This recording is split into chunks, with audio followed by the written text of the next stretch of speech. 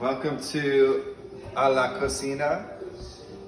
We are making today papusas. This is a very famous dish of El Salvador. So we're kind of towards the end and it's kind of the cleanup process, but as you can see, we still have our flour. It's just flour and water.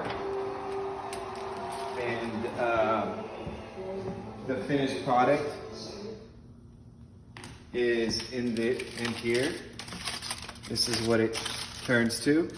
Very beautiful, kind of like a pancake, but better than a pancake.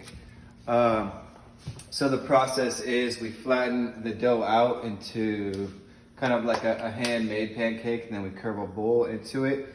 And then we take cheese that's been mashed up with spinach, put it like a little ball of that inside the bowl, fold that up, and then smash that down so it's a pancake with the cheesy spinach inside of it. Then what we do is we take our plates like this, we flip them upside down, and we have that perfect circular shape.